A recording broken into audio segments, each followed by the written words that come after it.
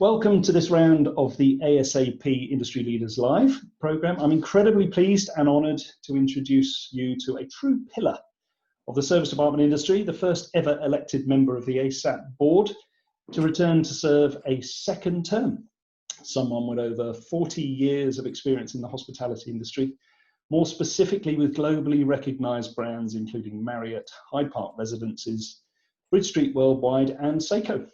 Stephen Hanton, President International of Synergy Corporate Housing, thank you so much for giving us your time today. Pleasure. So tell us a little bit about Synergy, if you would, and more specifically your role as President International. Okay, I can probably tell you more specifically about Synergy and less specifically about my role, but as it happens, Synergy is a West Coast US business. It's been going for 20 years. It runs a hybrid model of corporate housing service departments in the States, and then essentially an agency business outside of the States, which we're gradually moving towards a hybrid model as well. It's becoming very international in that it's got large offices in Singapore, it's got offices in Dublin and London, and then outlying offices in Bangalore and Shanghai. And it's investor owned by ASCA is the majority owner. So it's very international in that it's San Francisco, Silicon Valley, head office, offices around the world, and ownership, predominant ownership in Singapore. My role as international president, and apologies I didn't create the title, is essentially strategic expansion and extending the operation internationally, helping transition the company into a very much an international business, philosophically as well as geographically, and pulling through as best as possible the volume of business that's available, and turning EMEA into a revenue generating market. So we've had a number of conversations with industry leaders over the last few weeks, and it's interesting to have their view on what position they believe we are in at this pandemic point. So some are suggesting that we're on our way out, some are suggesting the worst is still to come. Where would you say within this tsunami of COVID-19 we are?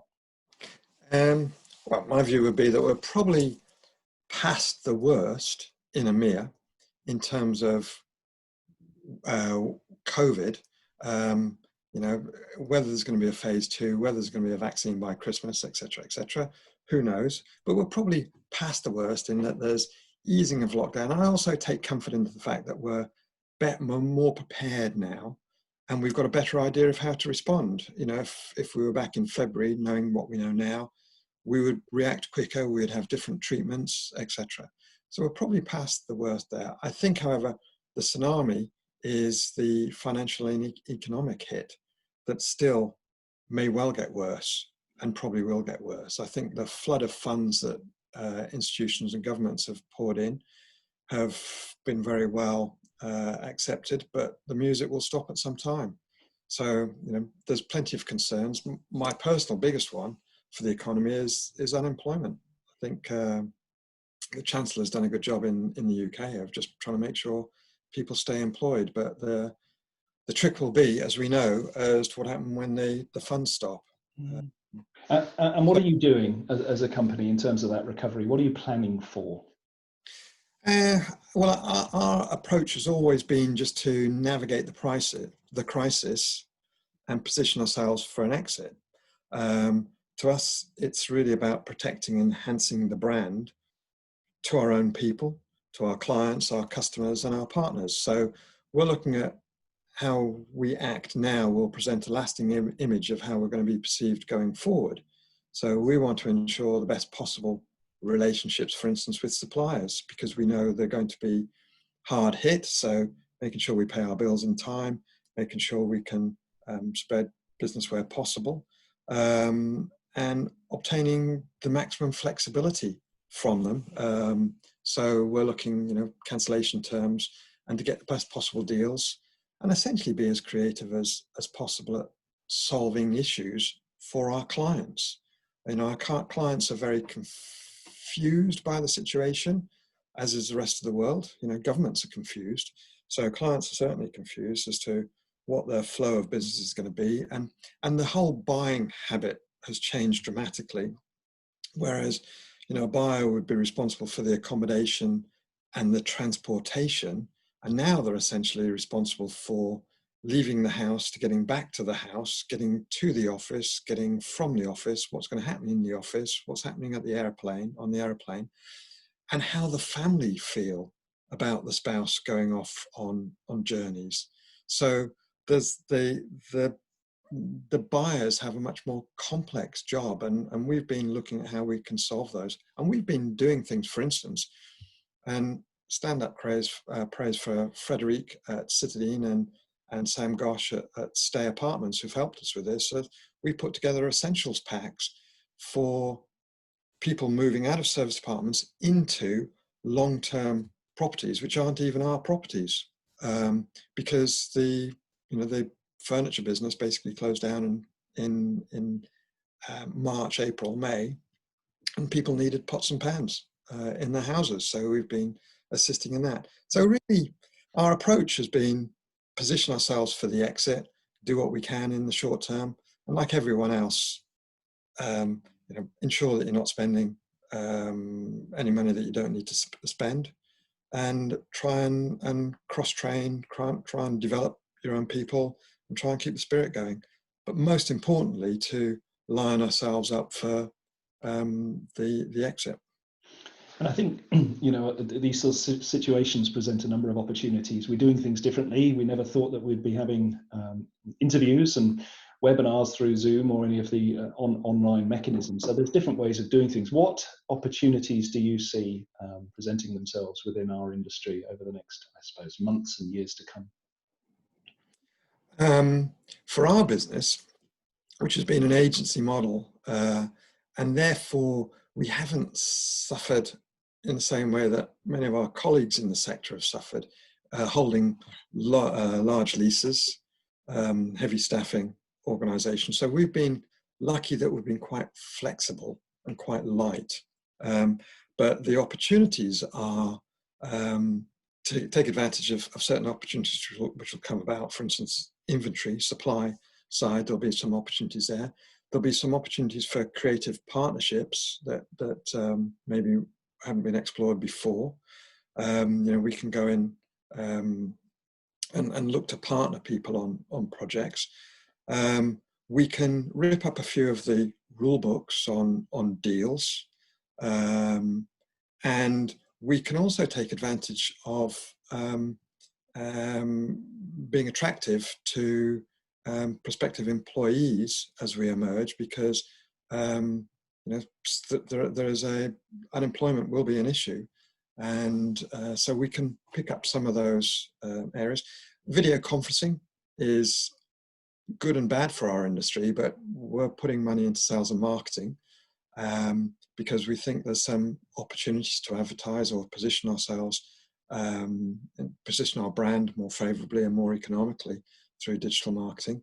Obviously, if everyone lives in their front living room for the next decade and is stuck on a camera rather than go to work, then that particularly isn't a good thing to be in the corporate housing, long extended stay travel business for. So every situation has an opportunity in it, and it's just a matter of being flexible and open-minded to them and not defensive. And that's interesting. I think, you know, the industry that we're in, the service department industry, has seen so much innovation over the years that I've been involved, and it's ever changing. What do you think the importance of that is now in terms of being flexible, being innovative, and creating solutions that clients and customers require, and how are you guys at Synergy looking to do that as best as you can? Innovation is one of our three values: people, passion, innovation. And as such, I don't think we've ever been light touch on innovation, largely because of the characters who set up the business. They're very creative. They're in Silicon Valley.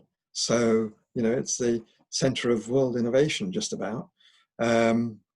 So we've always, last year, for instance, we came up with a sharing concept.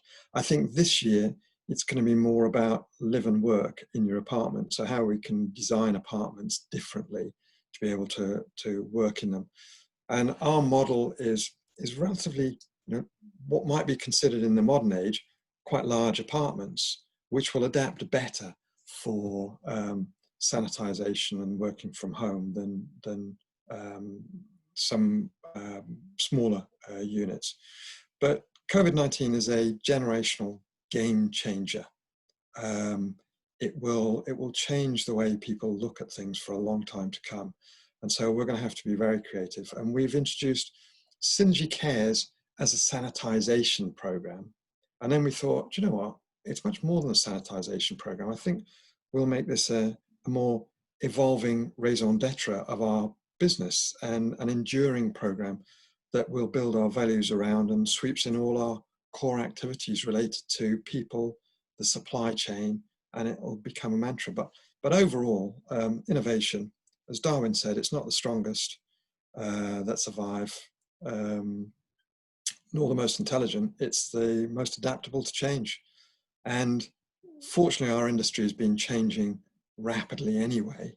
And I think COVID is going to ensure that we're going to be changing. We're going to have to be very flexible, very creative for years to come now.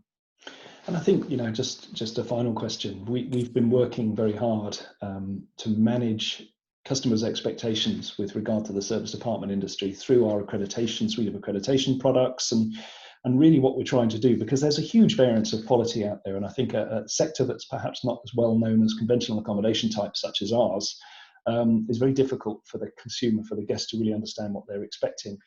And up until the beginning of COVID and the challenges that we're currently facing, it was relatively easy to present a product that met or exceeded customers' expectations in those areas. Now, how do you think the result of the last 4 months and what we've experienced through this pandemic will alter customers' expectations, and what will they be saying to you as a provider and a supplier and an agent with regards to what they need to have confidence when they start traveling again? We held a forum, a webinar with 100 buyers last month, and the message is very clear. It's less noise and more proof, more evidence.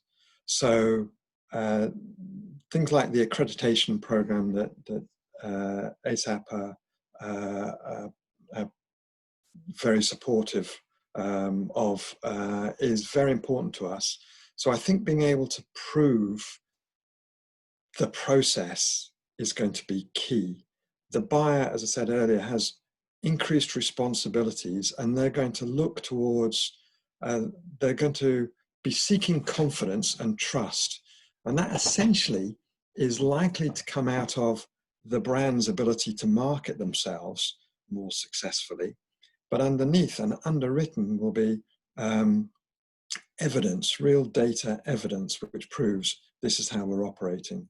So I think the customer's expectations, and as I said earlier, it's not just the buyer, it's not just the customer, but it's the customer's spouse at home and kids who now have to feel confident that the environment that the spouse is going into to work in is safe and secure.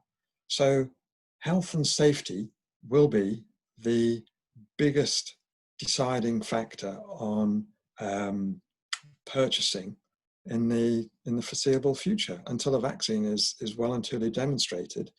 And companies that can prove they're healthy and safe environments will be more successful than those that can't. Wow, wise words. Thank you, Stephen, very much for your time today. We really appreciate it, and thanks for all you do for ASAP. I know that we couldn't achieve what we currently are, and without all of your help and support. So thank you very much indeed. Well, it's always a pleasure, and thank you for your time. Take care.